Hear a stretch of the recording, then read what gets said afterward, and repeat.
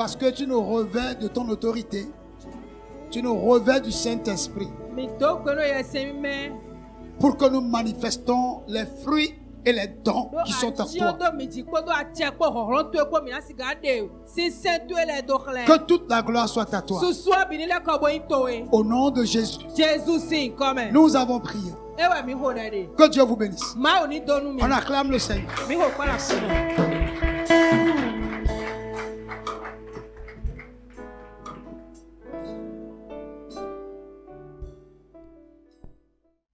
Bien-aimé,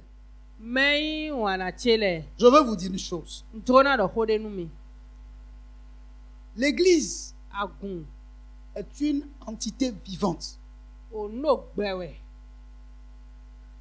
Alléluia. Ça peut croître ou décroître.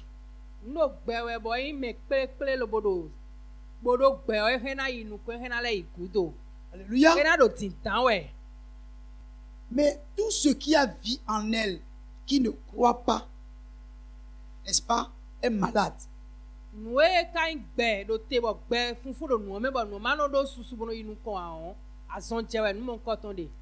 Je veux parler d'un sujet. Je veux parler de la déloyauté, qui est une gangrène dans l'Église de Dieu aujourd'hui.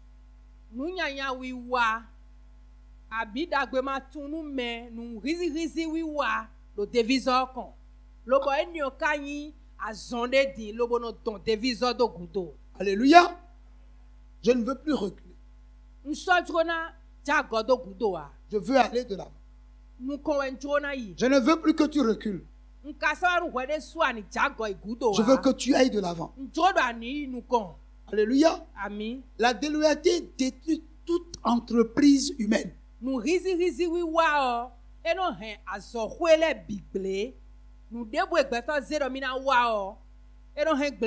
Alléluia.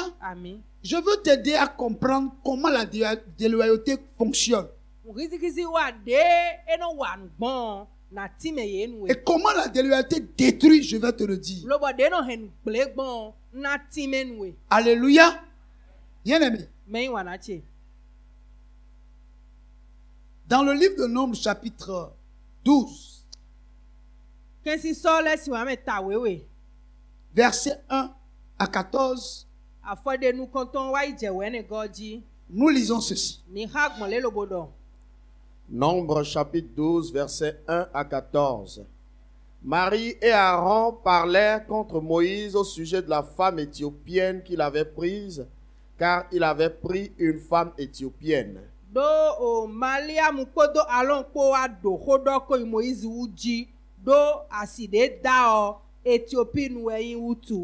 Ils dirent: est-ce seulement par Moïse que l'Éternel parle?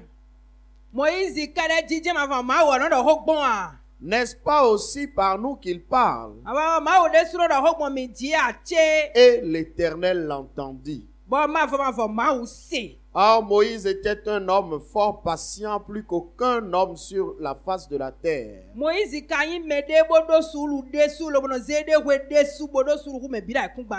Soudain l'Éternel dit à Moïse, Aaron et à Marie: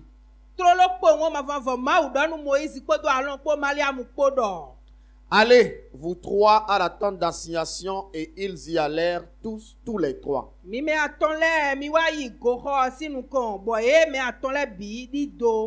L'Éternel descendit dans la colonne de nuée et il se tint à l'entrée de la tente.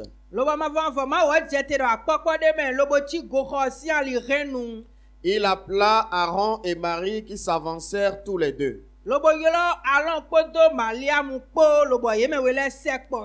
Et il dit: écoutez bien mes paroles. Lorsqu'il y aura parmi vous un prophète,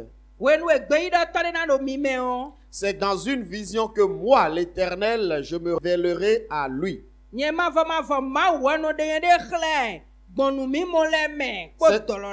C'est dans un songe que je lui parlerai. Et il n'en est pas ainsi de mon serviteur Moïse. Il est fidèle dans toute ma maison. Je lui parle bouche à bouche. Je me révèle à lui sans énigme.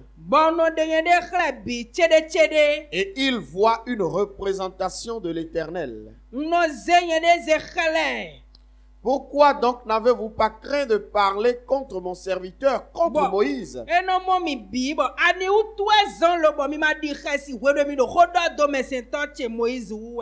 La colère de l'Éternel s'enflamma contre eux. Et il s'en alla. La nuée se retira de dessus la tente. Et voici, Marie était frappée d'une lèpre blanche comme la neige. Aaron se tourna vers Marie et voici, elle avait la lèpre.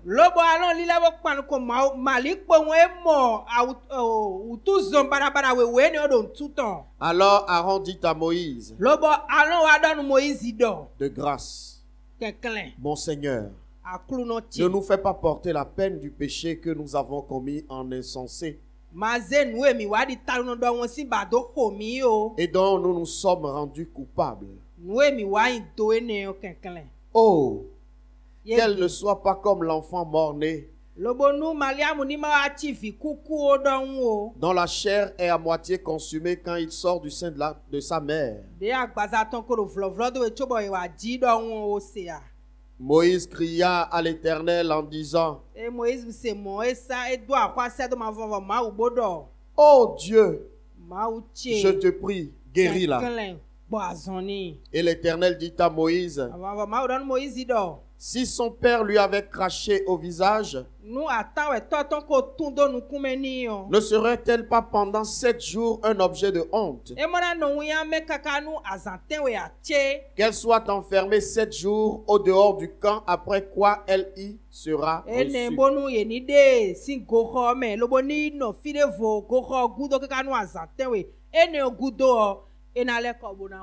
Amen. Amen. Aaron et Marie sont les aînés de Moïse.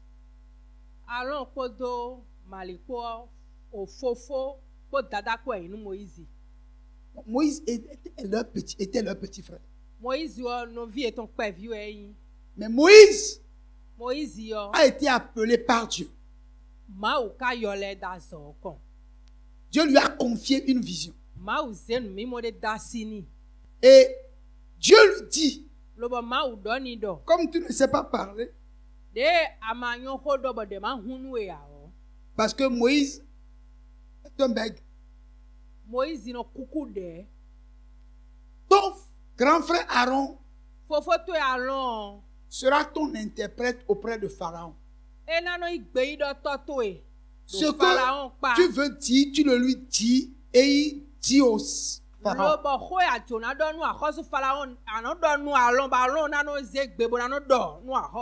Chemin faisant, Dieu a décidé que la tribu de Lévi devienne la tribu qui soit à son service.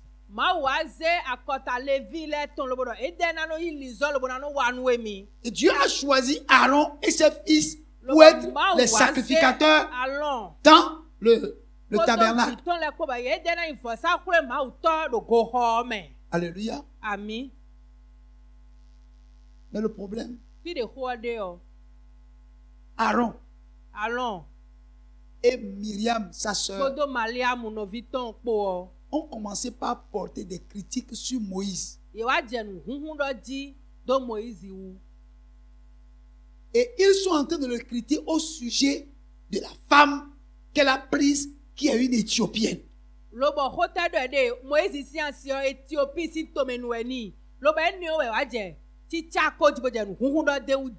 Et puis ils ont commencé par dire, mais nous aussi là, l'Éternel parle aussi au travers de nous. Pourquoi Moïse est en train de faire l'important?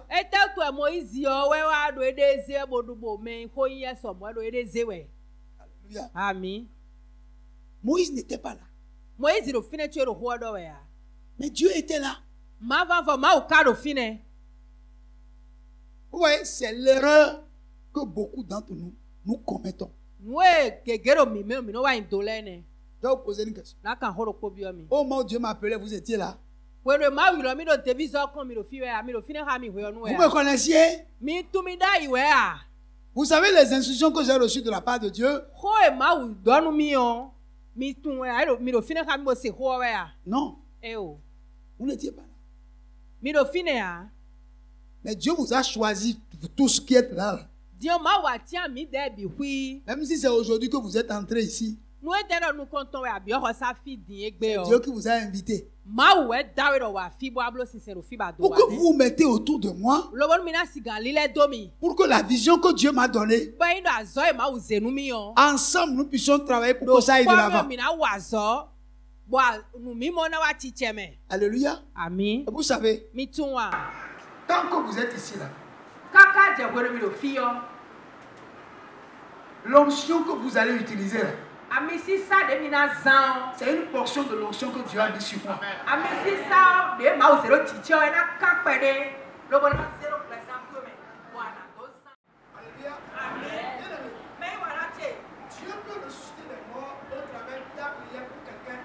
Moi, je n'ai jamais prié pour un mort pour que ça ressuscite.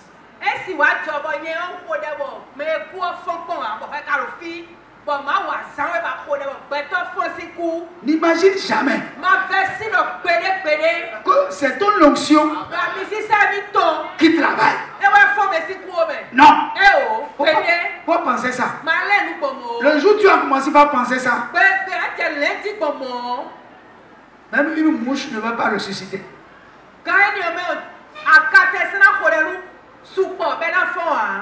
Gloire à Dieu. Dans la maison de Dieu, il y a une hiérarchie. Il y a un ordre que Dieu respecte.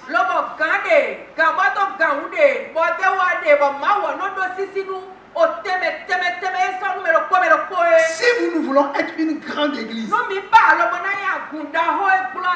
que nous soyons une référence pour Dieu ici au Bénin,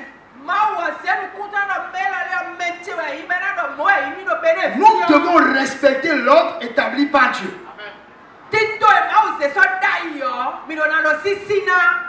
Alléluia. Amen. Tu peux venir là et prêcher et enseigner comme je n'ai jamais enseigné. Et c'est ce que je souhaite pour chacun de vous. Là où je n'ai pas été, vous devez aller là-bas. Vous devez me dépasser. Faites 10 fois ce que j'ai fait. Mais respectez l'hiérarchie.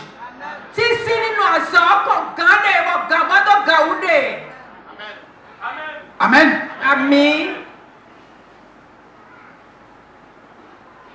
Quand ils ont parlé, Moïse n'était pas là.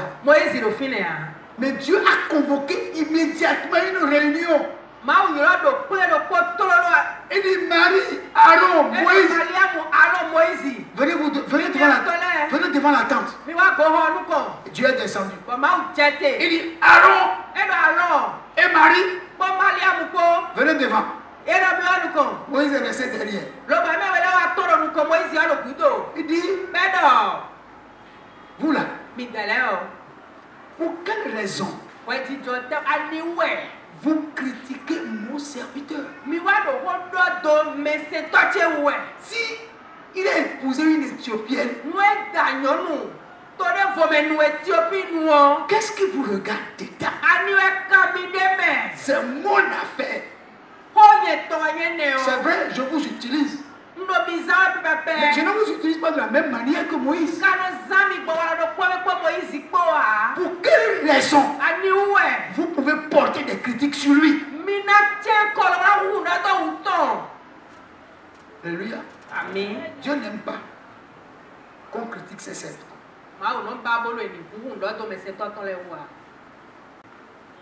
Alléluia. Quand tu as parlé, il s'est retiré. Avant qu'il ne quitte là, Marie a déjà attrapé la lèpre blanche.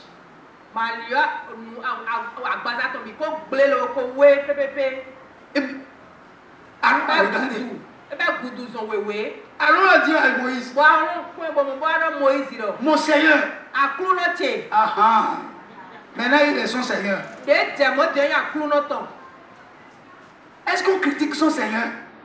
On parle mal de son Seigneur? Non. Mon Seigneur. Il ne faut pas la laisser comme ça. Il faut faire quelque chose. Pourquoi lui? Tu veux parler au travers de lui aussi, non? Pourquoi lui ne peut pas faire quelque chose?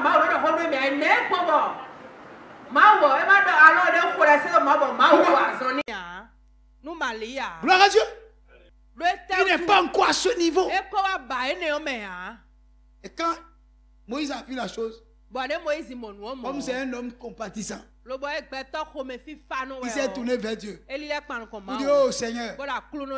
Et avant qu'il ne finisse, il lui a dit, si son papa avait craché sur son visage, ne serait-elle pas impure pendant 7 jours? Elle n'a qu'à rester comme ça. Enlevez-le du milieu de vous, qu'elle reste derrière le camp pendant 7 jours. Séparation d'avec Dieu.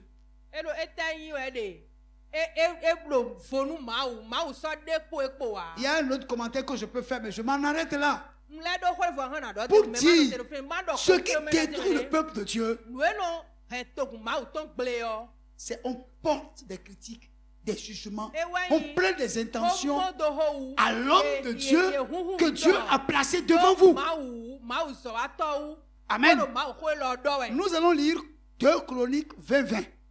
Le lendemain, ils se mirent en marche de grand matin pour le désert de Tekoa.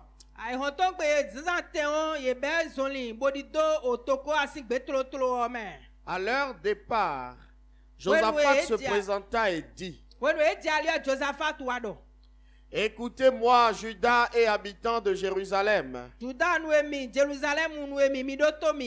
Confiez-vous en l'Éternel votre Dieu et vous serez affermis. Confiez-vous en ses prophètes et vous réussirez.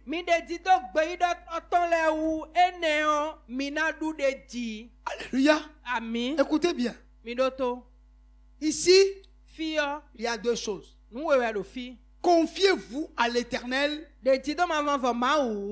Et il vous fera quoi? Il va vous affermir. Quand vous confiez en l'Éternel, il vous affermit. Mais pour réussir, il faut que vous confiez en ces prophètes. Gloire à Dieu. Alléluia. Ça veut dire quoi?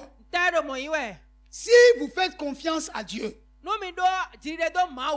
vous ne me faites pas confiance, il y a quelque chose qui va être rompu. Alléluia. Amen. Pour être affermi, il faut se confier à l'Éternel. Mais pour réussir, il faut faire confiance à l'homme de Dieu. Lorsque tu commences par ne plus avoir confiance en un homme de Dieu, il ne faut plus rester avec lui. Il faut partir.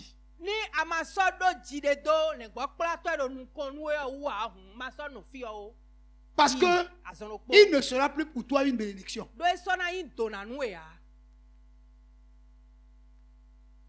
Donc ta présence ici à la mission de Dieu doit être pour toi, je suis d'accord avec l'homme de Dieu. Je lui fais confiance. Le jour où tu ne lui fais pas confiance, il faut ramasser tes clics et tes claques et partir. Sinon, il ne te sera pas une bénédiction. Parce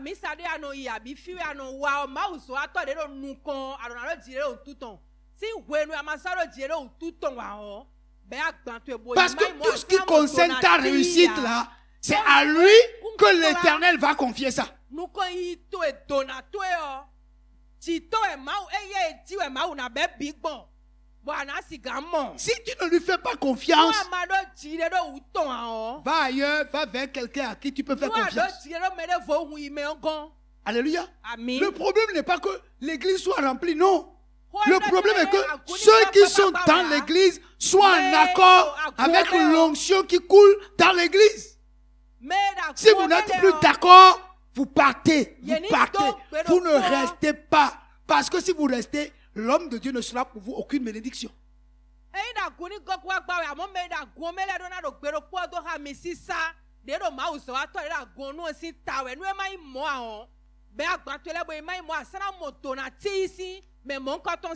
Est-ce que quelqu'un me comprend? Ce que je dis là, je suis en train de parler pour dire que je ne maintiens personne.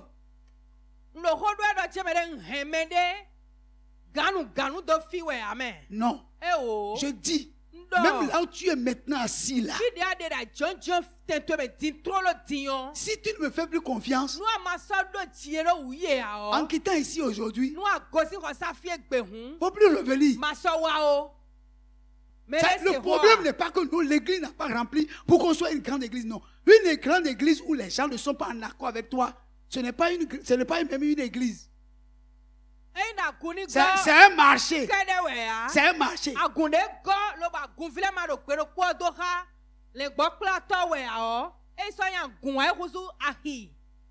Gloire à Dieu. Alléluia. Quelqu'un m'entend ici. Donc le problème, ce n'est pas que non, le pasteur, comme il veut devenir un grand pasteur, il veut que nous soyons en 1000, 1500. Non, ce n'est pas ça. Non. Les boucs et les brebis ne peuvent pas cohabiter. Les boucs et les brebis ne peuvent pas cohabiter. Donc si vous n'êtes pas capable de me faire confiance, il faut partir. Sinon, je ne pourrais pas être pour vous une source de bénédiction. Pas possible. Donc vous avez besoin de me faire confiance. Et si vous me faites confiance, vous vous soumettez à l'autorité que Dieu a mis dans ma vie. Et vous respectez les instructions que je vous donne parce que je crois que je parle de la part de Dieu.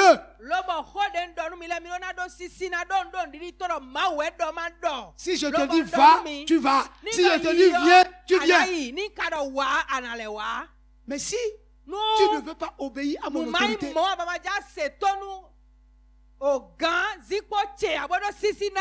on ne chasse pas les gens de l'église. Je ne vous chasse pas. Je vous conseille. Ce n'est pas la peine de supplier les gens de rester avec vous si les gens ne sont pas déjà dans leur cœur, ne sont pas avec vous. Mais moi, je veux que l'atmosphère soit libérée pour que le Saint-Esprit accomplisse ses œuvres, que les miracles descendent. Quand quelqu'un vient ici et cherche quelque chose, quand nous prions, que la personne puisse recevoir. Mais qu'il n'y a pas des gens qui viennent perturber, n'est-ce pas, les ondes pour nous. Je ne veux pas ça. Moi, je veux entendre des témoignages, de grands témoignages. Mais pour avoir de grands témoignages, il faut que les gens aient confiance en l'homme de Dieu, qu'ils respectent l'onction, l'autorité et la vision.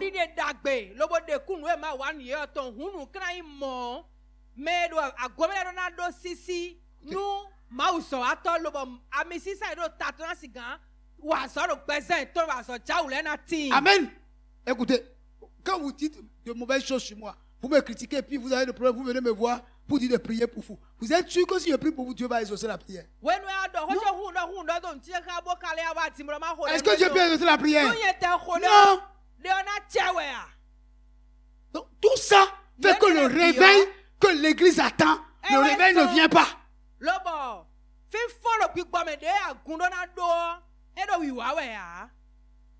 Alléluia. Vous savez, j'ai l'habitude de me promener de conférence en conférence. Je n'ai pas trop l'habitude.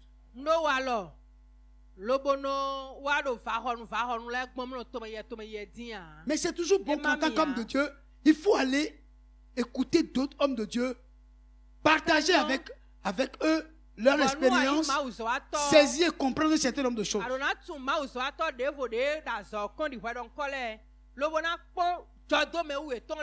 Alléluia.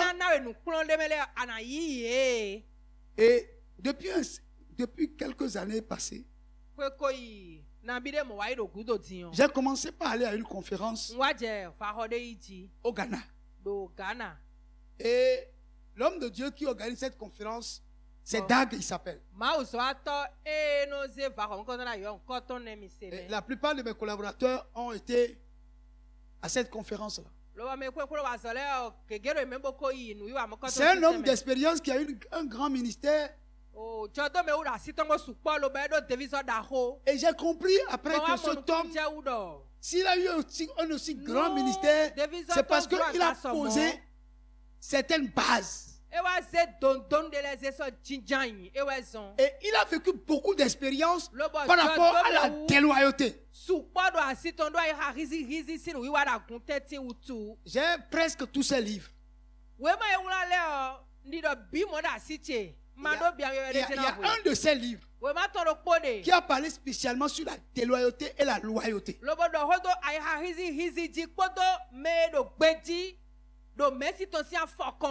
Gloire à Dieu. Vous voyez, quelqu'un a inventé l'électricité. Et on n'a plus besoin d'aller faire la recherche de l'électricité parce qu'il y a déjà l'électricité maintenant. C'est comment faire pour perfectionner, pour que cela soit vraiment plus moderne que dès le commencement.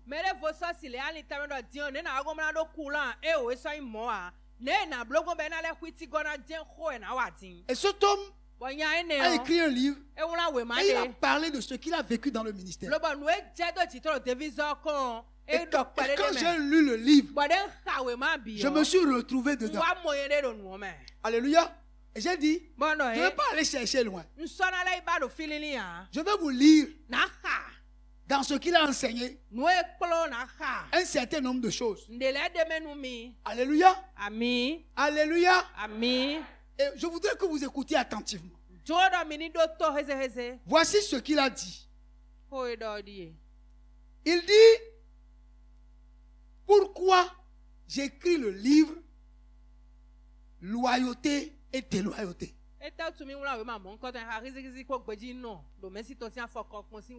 Je suis convaincu que le Seigneur a voulu que ce sujet pratique me tienne à cœur pour plusieurs raisons.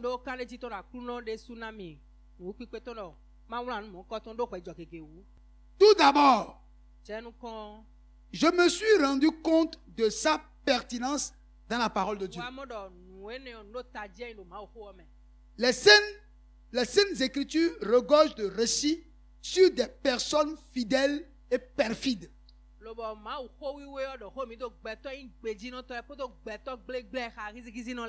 Beaucoup de leçons peuvent être tirées de ces récits bibliques. Ensuite, les quelques années que j'ai passées dans le ministère m'ont sensibilisé à la loyauté ou à la déloyauté des gens. J'ai réalisé l'effet que cela pouvait avoir sur l'église ou le ministère. Alléluia. La raison numéro 1 de ce livre. La loyauté est la qualité première que doit posséder un ministre.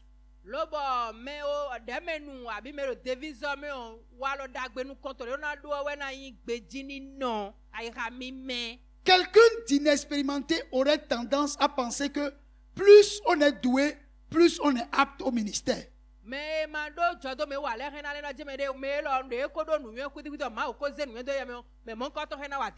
Le peu d'expérience que j'ai m'a appris que ce sont les personnes fidèles et loyales qui sont les plus qualifiées pour diriger.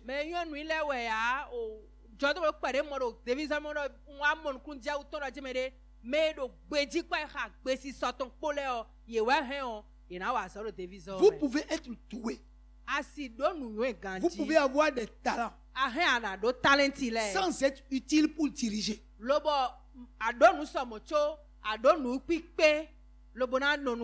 qualité d'un dirigeant,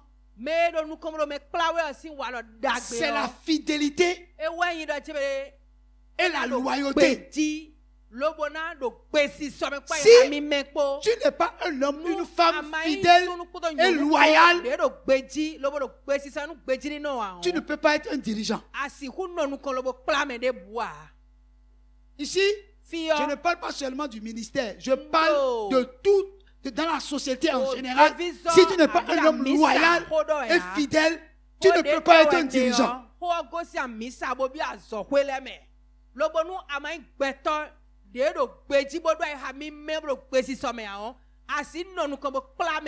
Amen. Bien aimé. Quelqu'un d'expérimenté pourrait penser qu'un frère amical ferait un bon pasteur.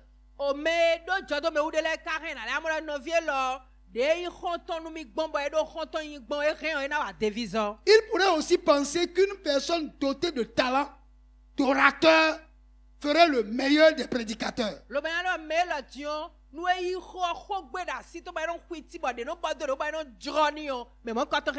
Détrompez-vous.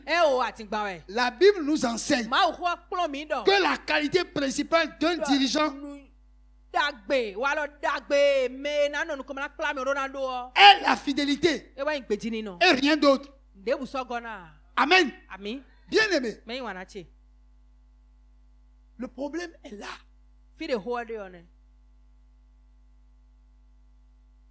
Alléluia. Amen.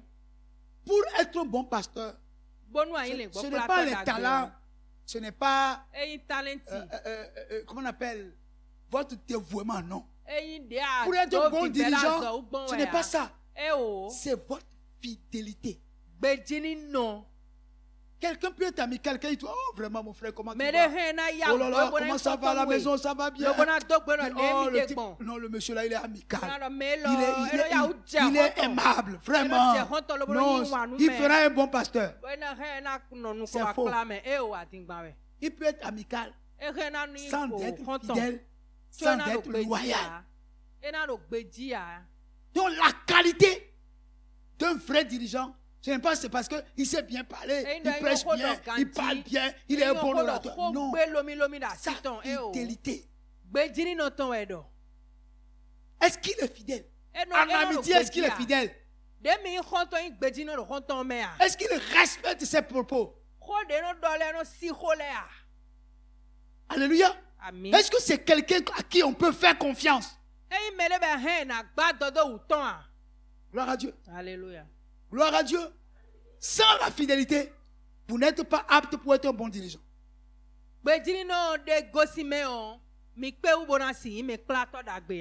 Alléluia. Amen. 1 Corinthiens 4, verset 2. Du reste, ce qu'on demande des dispensateurs, c'est que chacun soit trouvé fidèle. C'est que chacun soit trouvé fidèle.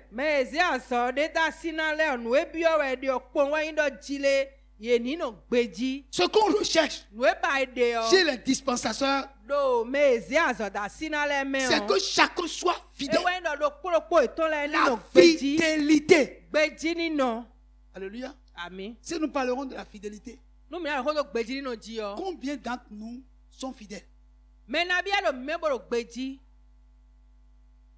Fidèles envers Dieu, fidèles envers leur prochain. Amen. Amen. Vous ne me répondez plus. Amen. Bien aimé, c'est là le problème. Nous ne pouvons pas avoir une bonne société si ceux qui nous dirigent ne sont pas fidèles.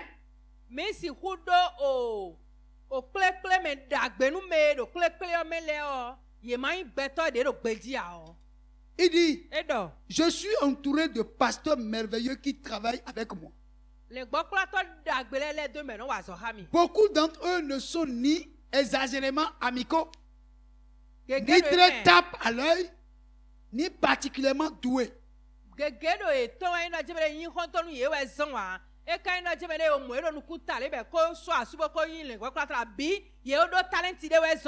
Mais le temps m'a montré quels sont les merveilleux cadeaux que Dieu a fait à son église et à moi. À mes débuts dans le ministère, Je me suis très vite rendu compte que le diable était passé maître dans l'art de détruire l'église de l'intérieur.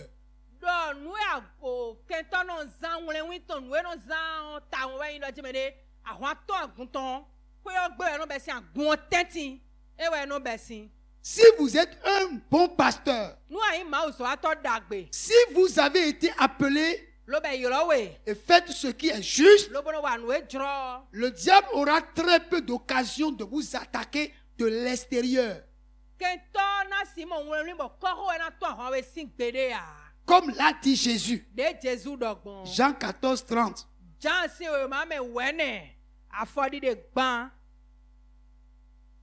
Je ne parlerai plus guère avec vous, car le prince du monde vient.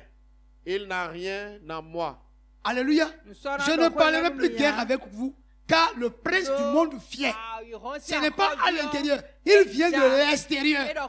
Il n'y a rien de lui en moi. C'est-à-dire qu'il ne se reproche rien pour que lui, en arrivant, il puisse avoir gain de cause. Si vous êtes un homme de Dieu, juste. Si vous respectez la parole de Dieu, si vous faites ce que Dieu vous demande de faire, le diable ne vous attaquera jamais de l'extérieur. Jamais. C'est au milieu du peuple que tu gères que le diable va trouver des gens pour détruire ton ministère. Personne ne peut quitter l'extérieur parce que ta fidélité a déjà mis une barrière. L'ennemi ne peut franchir la barrière. Mais l'ennemi peut trouver des gens dans l'église. Si tu es un chrétien, tu as une entreprise et tu es fidèle avec Dieu, l'ennemi ne peut jamais t'attaquer de l'extérieur. C'est de l'intérieur. Au milieu de tes employés que l'ennemi va t'attaquer. C'est pourquoi tu dois veiller beaucoup plus sur l'ennemi de l'intérieur que l'ennemi de l'extérieur. Amen. Il dit, vous réaliserez que Satan n'a pas souvent l'occasion de lancer des attaques mortelles contre vous de l'extérieur.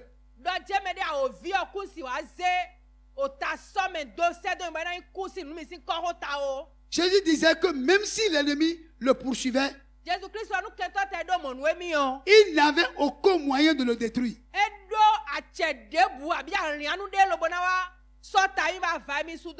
Beaucoup de prédicateurs sont dans ce cas. Étant donné que Satan n'a aucun moyen de les vaincre, il est obligé d'utiliser quelqu'un de l'intérieur. Dans le cas de Jésus, c'est un traître que Satan a utilisé. Judas. Parce que ceux qui sont à l'extérieur ne connaissent pas Jésus. Pourquoi? Parce que quand tu le vois au milieu de ses disciples, il se confond à eux. Pour qu'on mette la main sur lui, Judas a dit, celui que je vais baiser, c'est lui, le Christ dont on parle. Sans Judas, personne ne peut venir de l'extérieur pour mettre la main sur Jésus. Amen. Je me souviens d'une histoire, d'avoir lu l'histoire d'un général qui avait encerclé une grande ville dans le but de la conquérir.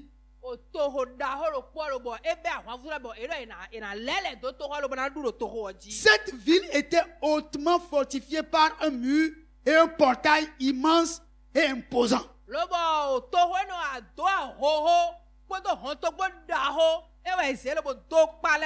Le général avait encerclé la ville, prêt à attaquer. Un des amis du général s'approcha de lui en disant,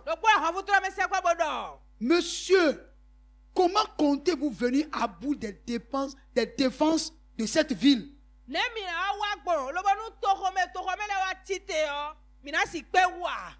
Jusqu'à présent, personne n'a réussi à s'emparer de cette grande ville.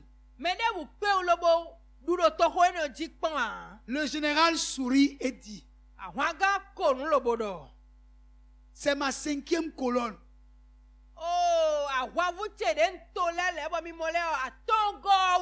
Je compte sur elle pour arriver à mes fins. Très intrigué, l'ami du général demanda, c'est quoi cette 5e colonne? Je croyais que vous n'en aviez que 4. Le général de répondre, j'ai une 5e colonne. Oh, je vois. S'agit-il d'une unité de commando spécial ou de troupes aéroportées? Demanda l'ami du général.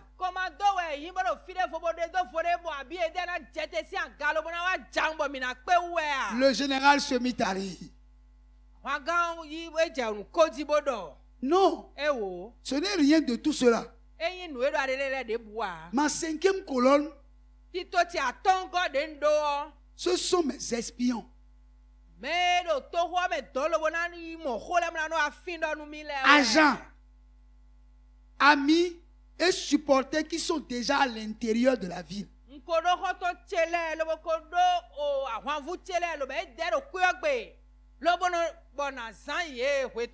Attendez, et vous verrez.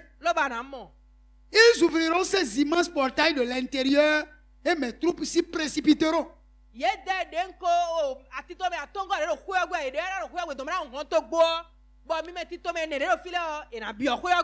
Alléluia. Amen. La seule manière dont l'ennemi peut détruire un ministère puissant qui marche et fait ce qui est juste,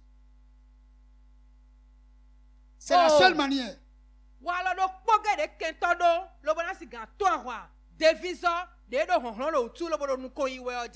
Cela ne peut venir que de l'intérieur. La 5e colonne se compose des personnes déloyales.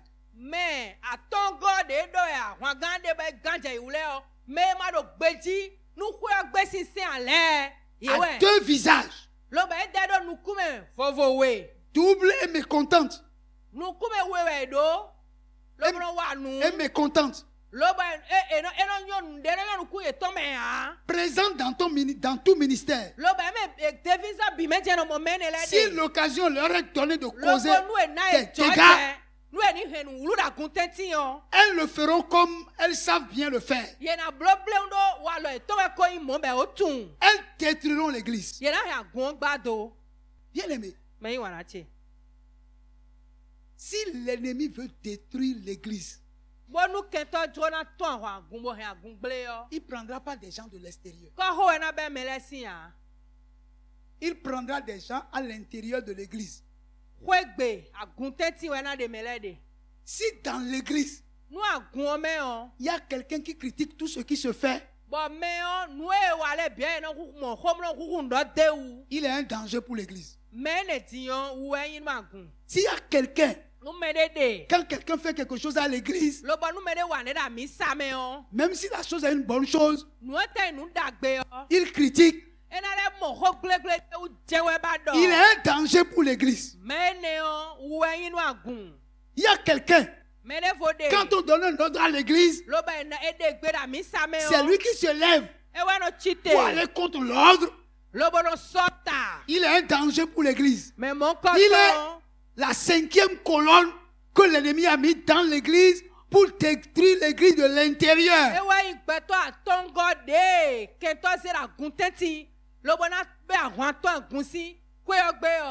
Alléluia. Amen. Toi, tu es qui? Tu fais partie de la 5e colonne. Et tu es là. Et tu as un double visage. Tu nous présentes comme si tu es des nôtres. Mais en réalité, tu as une autre face. Parce que ton intention est de détruire tout ce qui se fait. Tout ce qu'on est en train de bâtir, ton intention, c'est de détruire tout ce qu'on est en train de bâtir. Tu es qui?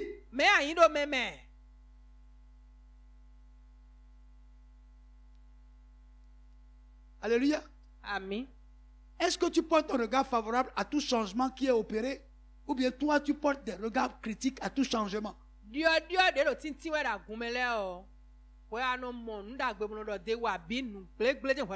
des gens qui veulent toujours rester comme on était au début. Il ne veut pas de changement. Quand on veut faire quelque chose avant là, c'est pas comme ça. Hein? Le passé est en train de changer. Et avant là, c'est pas comme ça on fait. Frère, comment on va faire continuer alors qu'on évolue? On va continuer à faire ce qu'on faisait avant alors qu'on est en train d'avancer.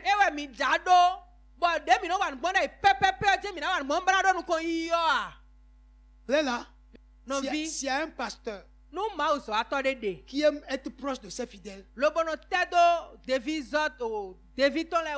c'est moi. Alléluia. Amen. Je n'ai jamais mis une barrière entre vous et moi. Parce que vous êtes ma couronne.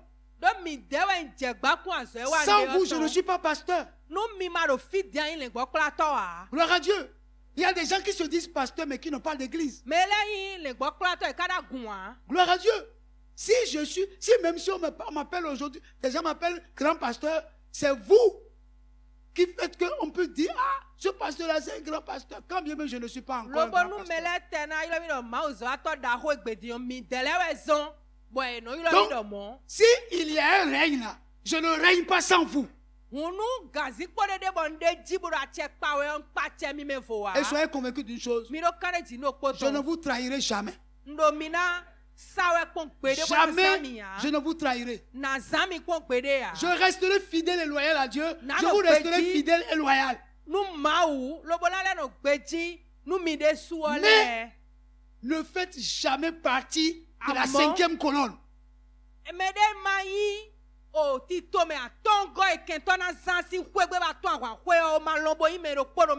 Si tu dois l'être, viens, on va te délivrer. Sinon, il faut prendre tes bagages et il faut partir. Mais on ne chasse personne de l'église. Alléluia. Vous comprenez? Donc je suis juste un conseiller. Je vous donne conseil.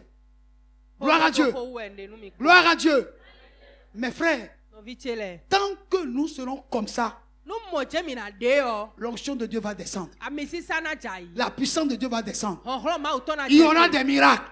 Il y aura des guérisons. Dieu va distribuer les dons. Nous serons tous efficaces. Partout où nous irons.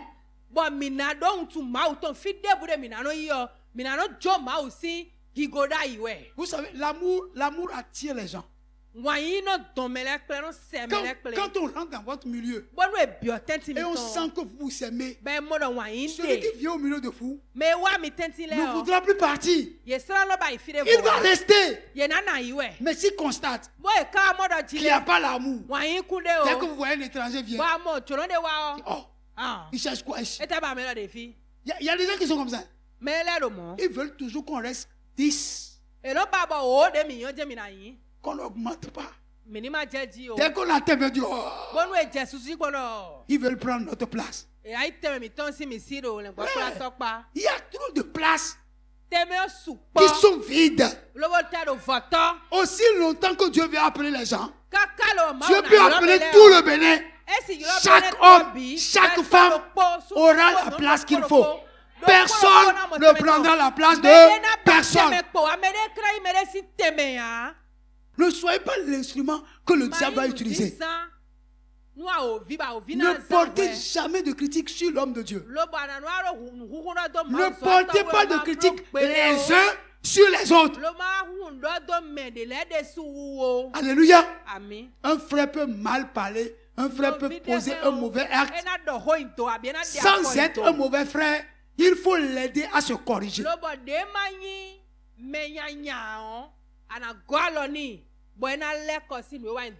Alléluia. Amen. Soyons un. Recherchez l'unité sans laquelle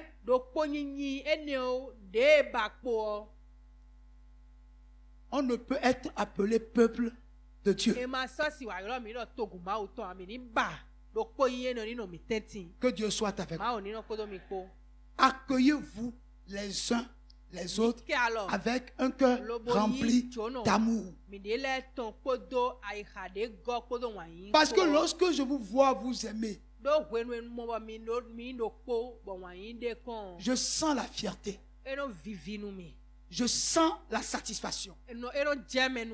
Lorsque je vous vois parler avec enthousiasme, avec amour, je suis content. Alléluia.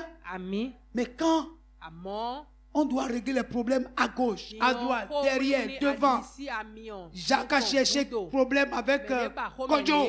Et tout le temps, on est en train de régler les problèmes, on est au tribunal. Le pasteur, au lieu de préparer le message, est obligé d'être un juge et avocat. Ça, ce n'est pas une église. Ça, ce n'est pas une église.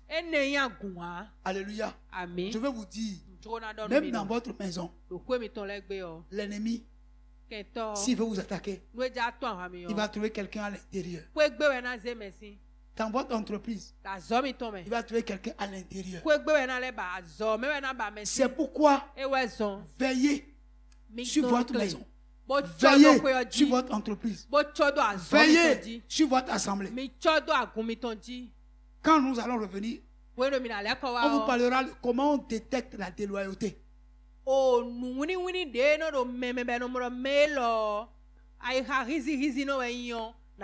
Quelqu'un peut être déloyal avec vous et c'est dans 5 ans là qu'il va vous taper dans le dos. Mais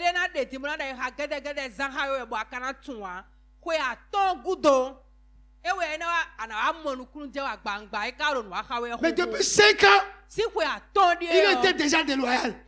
Il est en train de faire des choses contre toi. Mais tu ne sais pas. Le jour où tu sauras, c'est déjà trop tard. Il t'a déjà poignardé dans le dos. Comment peut-on reconnaître un homme déloyal? Parce que vous aussi, vous en avez besoin. Hein? Dans vos maisons et pour vos entreprises. Que Dieu vous bénisse. Amen.